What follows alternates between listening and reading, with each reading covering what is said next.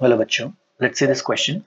This question says for the acid indicated thymol blue, pH is 2 when half the indicator is in unionized form. Find the percentage of indicator in unionized form in the solution with H plus ion is equal to 4 into 10 to the minus 3 molar. सबसे पहले इस question को categorise करते हैं कि किस chapter का है और इसमें लगने वाला की कंसेप्ट क्या है. तो ये क्वेश्चन आयनिक इक्विलिब्रियम से पूछा गया है एंड इस क्वेश्चन को करने के लिए जो की कंसेप्ट रिक्वायर्ड है वो है नॉलेज अबाउट इंडिकेटर्स. क्या होते हैं इंडिकेटर्स?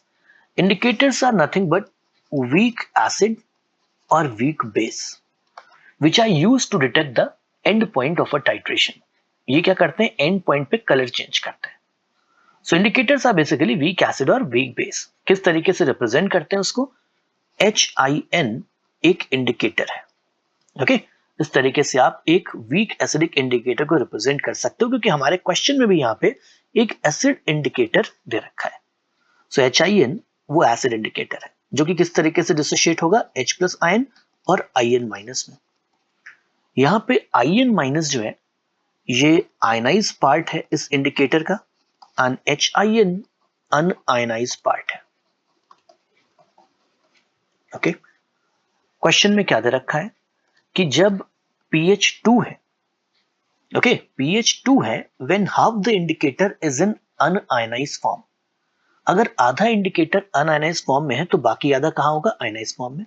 मतलब जैसे इनिशियली मैंने अगर A मोल पर लीटर HIN ले रखा है उसका 50% अगर रिएक्ट कर जाता है तो 50% बच जाएगा और 50% ही I माइनस बनेगा. मींस A/2 IN माइनस बनेगा. ओके सो pH निकालने का फॉर्मूला क्या होता है इंडिकेटर के केस में? pH is equal to pKIN plus log of IN minus concentration upon HIN concentration. IN minus upon HIN concentration अगर मैं करता हूं सो A/2 कितना आ जाएगा? 1 आ जाएगा और log 1 हो जाएगा 0. सो यहाँ पे pKIN की वैल्यू हम निकाल सकते हैं. pKIN कितना आ रहा है? pKIN will come out to be 2. okay because log IN minus upon HIN will be log 1 which is 0. so pKIN की वैल्यू यहां से फाइनली निकल के आ जाएगी 2 which we will use in the second part of this question. second part of the question में क्या बोला जा रहा है कि find the percentage of indicator in unionized form in the solution with H plus ion concentration is equal to 4 into 10 to the minus 3. यानी question के second part में आपको H प्लस आयन कंसेंट्रेशन कितना दे रखा है? 4 into 10 raised to the power minus 3. Right यानी उस case में pH कितना आएगा? 3 minus log 4. log 4 कितना होता है? 0.6. सो ये आ जाएगा 3 minus 0.6 which is 2.4. तो सेकेंड केस के लिए pH हमको पता लग गया. pKIN की वैल्यू हमने यहाँ पे पहले निकाल लिया था फर्स्ट केस से. ओके सो pKIN की वैल्यू हमने फर्स्ट केस से निकाल ली थी. pH हमको पता लग गया. हमको क्या चाहिए? हमको चाहिए HIN अपॉन IN माइनस की वैल्यू या IN माइनस या H अपॉन HIN की value. Both will work. So हम यहाँ पे वापस से फॉर्मूला लगा देते हैं. So log of IN minus upon HIN यहाँ पे कितना आ जाएगा? ये आ जाएगा pH माइनस pKIN. pH की वैल्यू है 2.4 एंड pKIN की वैल्यू है 2. से आ जाएगा 0.4 के बराबर. और जब हम इसका एंटी लॉग लेंगे तो ये कितना निकल के आएगा? एंटी लॉग लेने पे ये निकल के आता है 2.5.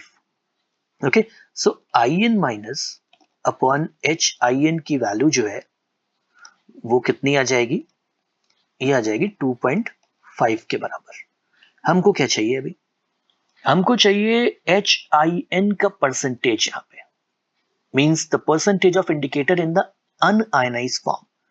सो इसके लिए हम क्या करते हैं? दोनों साइड 1 ऐड कर देते हैं. अगर मैं दोनों साइड 1 ऐड करता हूं, ऐड 1 ऑन बोथ साइड्स, तो मुझे क्या मिलेगा? लेफ्ट हैंड साइड पे मुझे मिलेगा IN minus upon HIN plus 1. दूसरी तरफ मुझे मिलेगा 3.5. 2.5 plus 1 will be 3.5. इसको अगर सिंप्लीफाई करें तो it will give you IN minus plus HIN concentration divided by HIN concentration. This is 3.5. इसका रिवर्स ले लेते हैं और इसको 100 से मल्टीप्लाई कर देते हैं to get the percentage.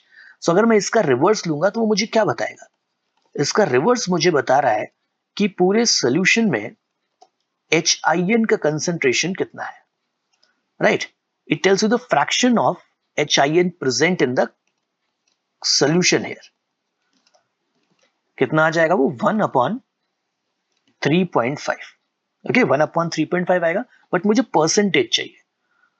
I require the percentage of that un-ionised part, so that will be 100/3.5 और वो निकल के आता है कितना?